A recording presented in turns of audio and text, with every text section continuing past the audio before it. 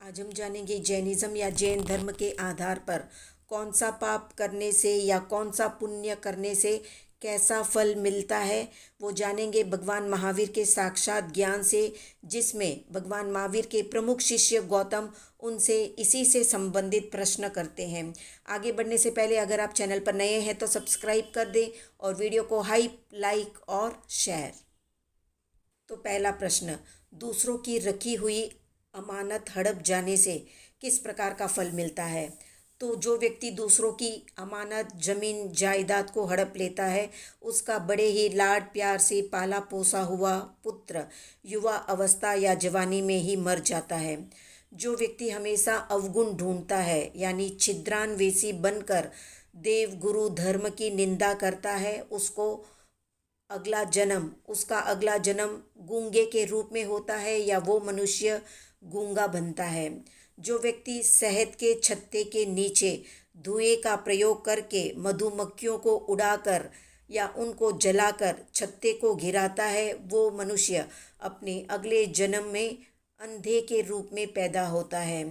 रास्ते पर या वन के हरे भरे वृक्षों को काटने पर या कटवाने से उस व्यक्ति के अगले जन्म में संतान नहीं होती या उसको संतान का सुख प्राप्त नहीं होता। जो व्यक्ति दूसरों का धन चुराता है या चोरी करता है या दान देने वाले व्यक्ति को दान देने से मना करता है, उसका अगला जन्म निर्धन, कंगाल या गरीब के रूप में होता है। जो व्यक्ति मदिरा, मांस, जुआ या सट्टा, परस्त्रीगमन, वैश्यागमन, चोरी और महाआरंभ आदि के कार्य करता है, उसका अगला जन्म नरक में होता है या वो नरक में जन्म लेता है या पैदा होता है। जो व्यक्ति दान देकर पश्चाताप करता है, वो मनुष्य करोड़ों रुपयों की संपत्ति पाकर भी उसके सुख का भोग नहीं कर सकता, यानी सब कुछ होने पर भी वो उसका उपभोग नहीं कर सकता। जो व्यक्ति गुप्त दान देता है, उस व्यक्ति को अनायास या अचानक ही लक्ष्मी की प्राप्ति होती है और लक्ष्मी की प्राप्ति के साथ उसके पुण्य का उदय भी होता है। जो व्यक्ति जल में रहने वाले जीवों को बहुत ज़्यादा मारता है या उनकी हत्या करता है, उस व्यक्ति को अपने अगले जन्म या आने वाले जन्मों में फांसी पर लटकना पड़ता है। जो व्यक्ति बहुत ज़्यादा शराब पीता है या मदिरा पान करता है, उस व्यक्ति को अपने आने वाले जन्मों में बहुत अधिक निद्रा आती है। जो व्यक्ति पैरों से छोटे छोटे जीवों को मसल कर मार देता है, वो व्यक्ति अपने आने वाले जन्मों में पंगु के रूप में या लंगड़े के रूप में पैदा होता है। जो स्त्री अपने पति का कपटपूर्वक अपमान करती है पर पुरुष के साथ संबंध रखकर भी अपने आप को सती कहती है, उस स्त्री के आने वाले जन्मों में वो बाल विधवा होती है या छोटी उम्र में ही विधवा बन जाती है। जो व्यक्ति मयूर, सर्प, बिच्छू आदि को मारता है या जंगल में आग लगाता है, वो व्यक्ति कुष्ठ रोगी के रूप में पैदा होता है अपने आने वाले जन्मों में। जो व्यक्ति पूर्व जन्म में अपने शरीर का अभिमान, मद या घमंड करता है, वो मनुष्य आने वाले जन्मों में बौने के रूप में पैदा होता है। जो व्यक्ति पूर्व जन्म में भाई, भुजाई, सासू, ननंद आदि पर ईर्ष्या करता है या उनके साथ ईर्ष्या रखता है, उस व्यक्ति का आने वाले जन्म में अपयश या अपमान होता है।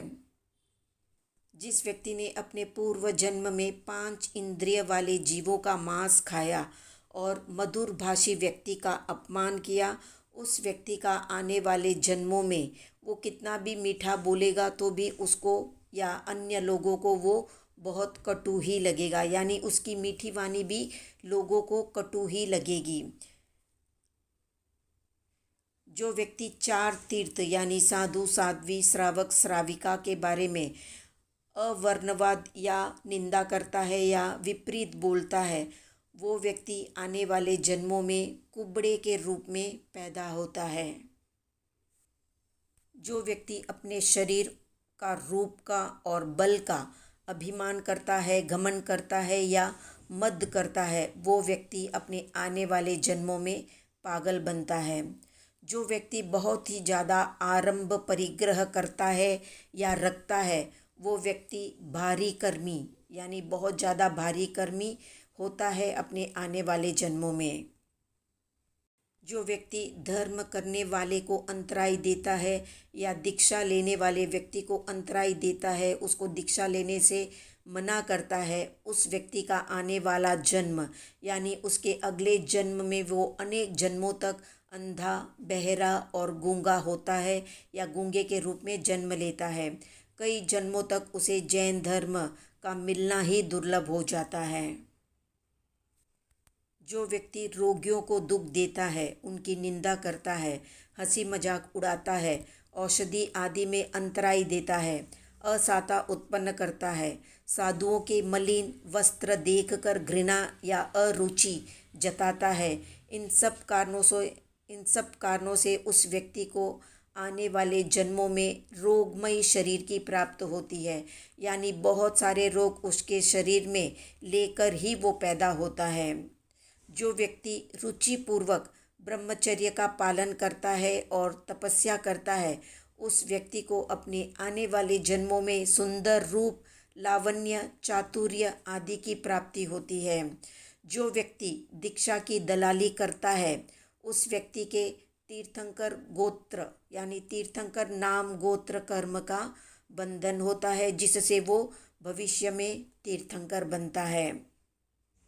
तो ये थी संक्षिप्त जानकारी पुण्य और पाप के फल से संबंधित। आज का प्रश्न है, इस काल चक्र के अंतिम केवली कौन थे? कमेंट में बताएं। वीडियो पसंद आया तो वीडियो को हाइप करें, लाइक करें, शेयर करें और सब्सक्राइब करें। अब आप हमारे व्हाट्सएप ग्रुप से भी जुड़ सकते हैं।